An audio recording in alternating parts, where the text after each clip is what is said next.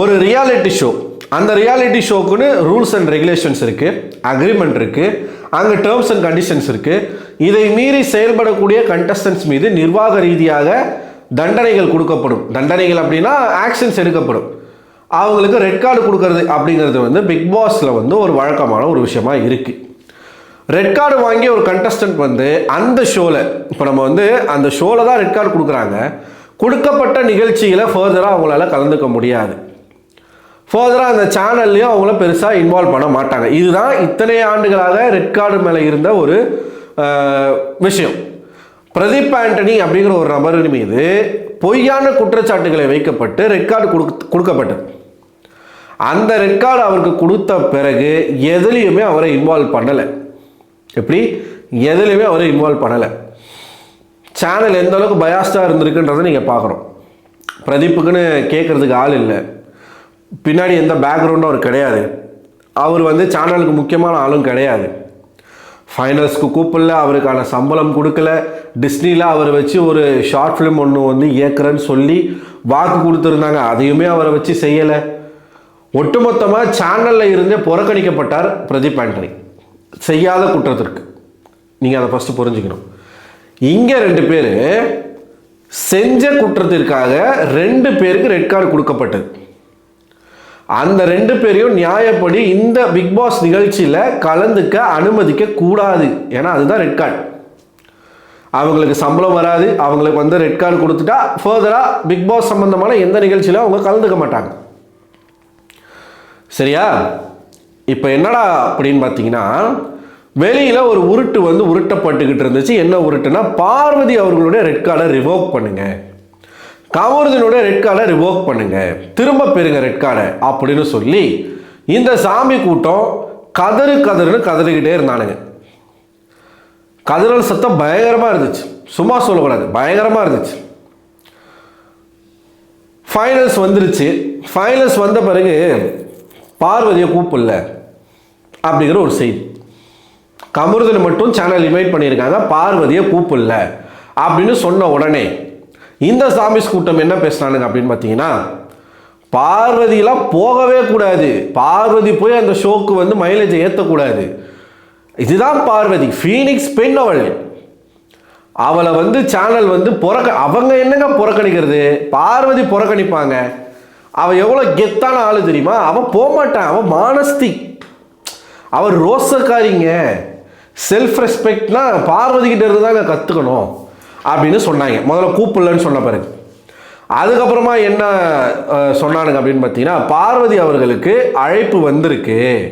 எப்போ? நேற்று விஜய் சேதுபதி வந்து சொன்னார், பார்வதியை கூப்பிட்டுருக்காங்க, பார்வதி வந்து ஃப்ளைட்டை மிஸ் பண்ணிட்டாங்களாம், அதனால் பார்வதி வந்து வர முடியல அப்படின்னு விஜய் சேதுபதி சொன்னதாக சொன்னானுங்க. ஆனால் விஜய் சேதுபதி ஃப்ளைட்டை மிஸ் பண்ணிட்டாங்க அப்படின்ற வார்த்தையை அவர் சொல்லவே இல்லை.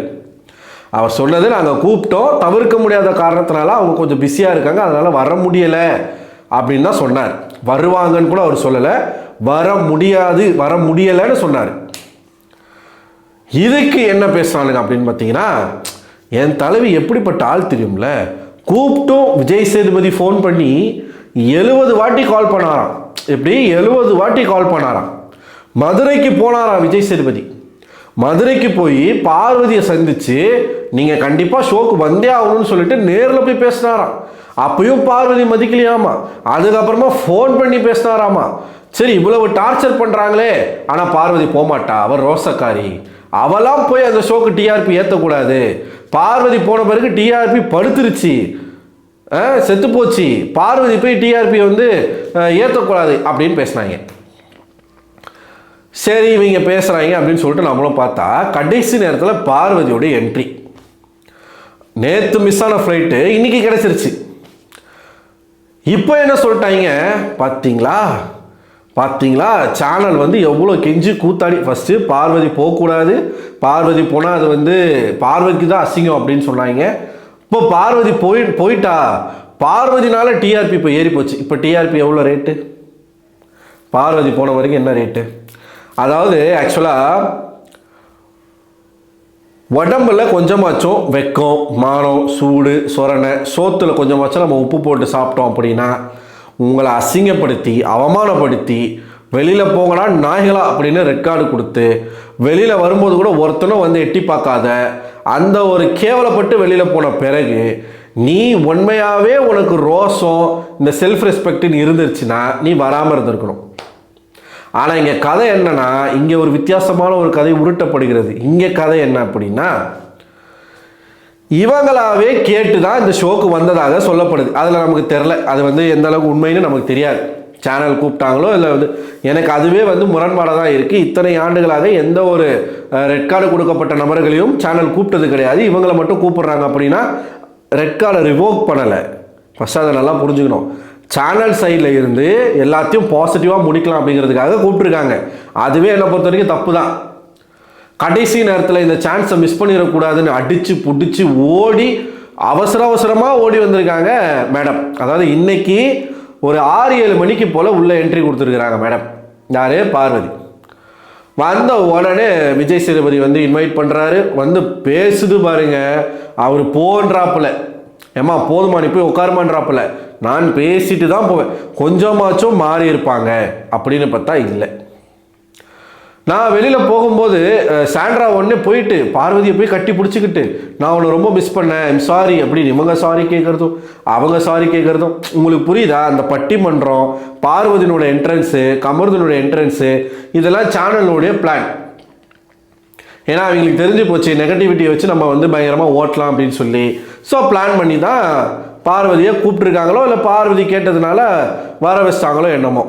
அப்போ சாண்ட்ரா என்ன சொல்கிறாங்க, நீ வெளில போகும்போது நீ தனியாக நின்னது வந்து எங்களுக்கு பார்க்க கஷ்டமாக இருக்குது, வந்திருக்கணும்னு தோணுச்சு. உடனே உருட்ட ஆரம்பிச்சிட்டாங்க. பீடை மாதிரி தான் பேசும். நான் வந்து என்னை யாரும் வந்து பார்க்கணுன்றதுக்காக நான் நிற்கல, நான் வந்து இந்த வீட்டை பார்த்தேன். அதாவது இதான் இந்த கேங்குக்கு ஒரு குணம் இருக்குங்க. எவ்வளவுதான் அசிங்கப்பட்டாலும் இந்த சூனாப்பானா கேஸு, சூனாப்பானா யாரும் பார்க்கல அப்படியே மெயின்டைன் பண்ணு, போ போ போ அந்த கேஸு.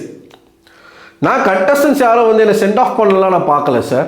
நான் இந்த வீட்டை பார்த்தேன். இந்த வீட்டுக்குள்ளே எவ்வளோ மெமரிஸ். ஆமாம், நிறைய மெமரிஸ் இருக்கும்.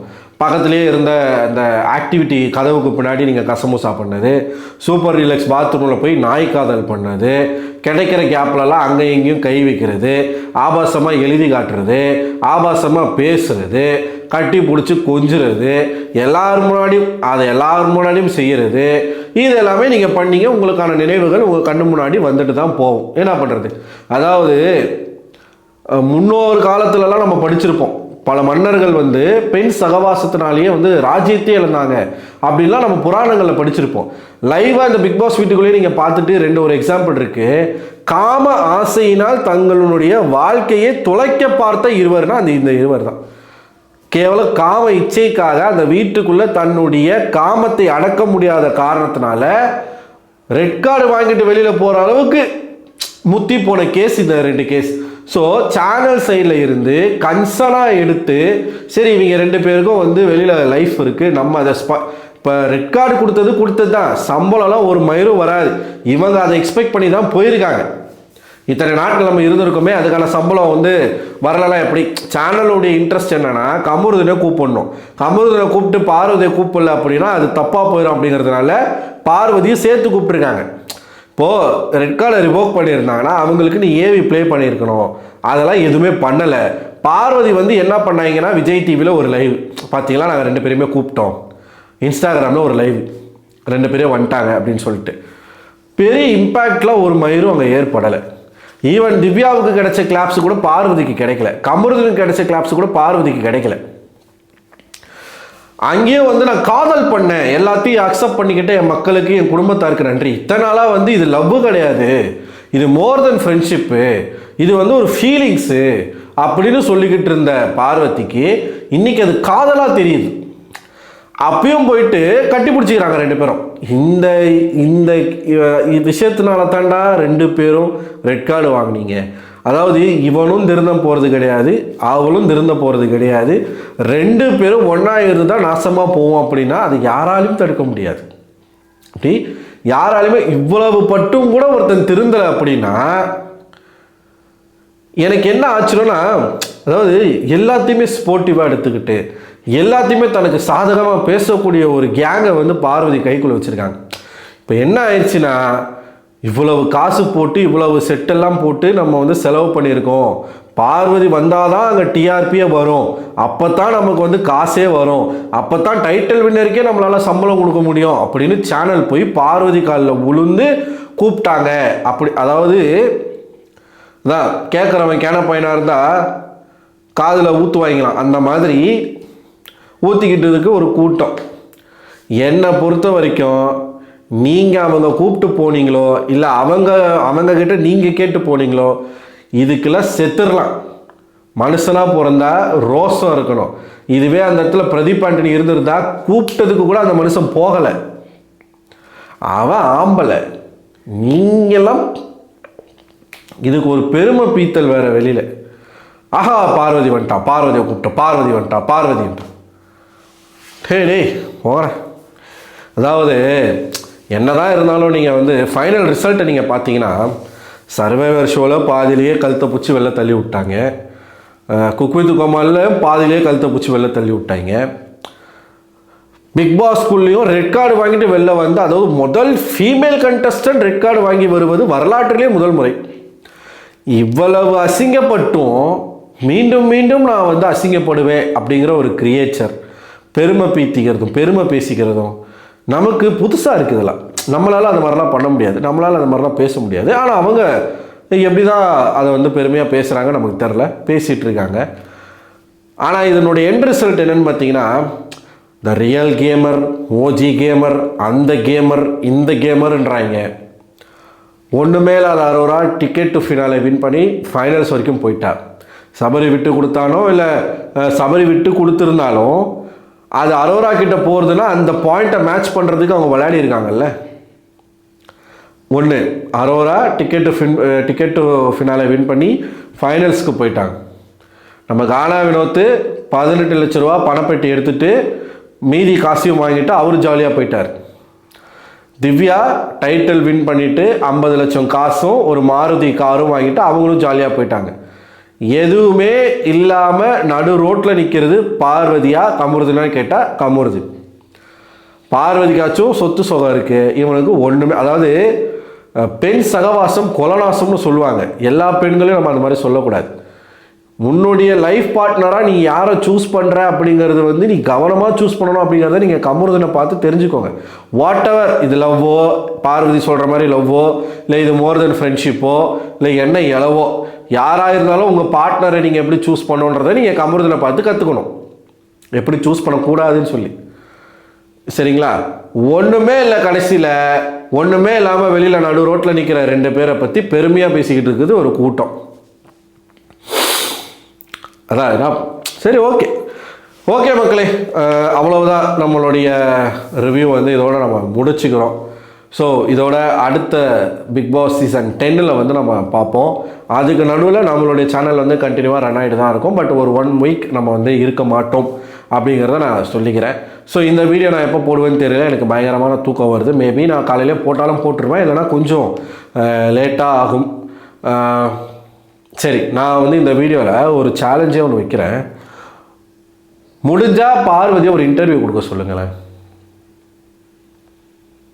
ரியல் கேமர் தானே, ஓஜி பிளேயர் தானே, தைரியம் இருந்தா, உண்மையான பொம்பளையாக இருந்தா, உண்மையான கேமராக இருந்தா, நீ உப்பு போட்டு தான் சாப்பிட்ற அப்படின்னா ஒரு இன்டர்வியூ. இப்போ எல்லோரும் இப்போ ரெட் கார்டை ரிவோக் பண்ணிட்டாங்க அப்படின்னா ஒவ்வொரு கண்டஸ்டண்ட்டும் எவிக்ட் ஆகும்போது பல சேனல்ஸ்க்கு இன்டர்வியூ கொடுப்பாங்கல்ல, இவங்களையும் கொடுக்க சொல்லுவாங்க. அப்படி கொடுக்கலன்னா ரெட் கார்டு ரிவோக் பண்ணியிருந்தா சொல்லியிருப்பாங்க சேனல். அப்படிலாம் பண்ணலை, இவங்க அந்த மாதிரி சொல்லிக்கிட்டு இருக்காங்க. கூப்பிட்டாலே ரிவோக் பண்ணதா தானே அர்த்தம் அப்படின்றாங்க. அப்படிலாம் அர்த்தமே கிடையாது, அது நம்மளா உருட்டிக்கிறது. பார்வதி தைரியமான பெண் அப்படின்னு என்றால், துணிவே சக்தி அப்படி என்றால், எந்த ரிவ்யூவர்கிட்டையாச்சும் ஒரு இன்டர்வியூ கொடுக்க சொல்லுங்கள். ஓப்பன் சேலஞ்சாக நான் வைக்கிறேன். அப்படி பார்வதி வந்து இன்டர்வியூ கொடுத்துட்டாங்க அப்படின்னா பார்வதியை பற்றி நான் பேசவே மாட்டேன் இனிமேல், இதுக்கப்புறமா கூட. ஓகே, பார்ப்போம் என்ன நடக்குதுன்னு சொல்லிட்டு. ஸோ மக்களாகிய நீங்கள் உங்களோட கருத்துக்களை மறக்காமல் கமெண்ட் பாக்ஸில் கமெண்ட் பண்ண சொல்லுங்கள்.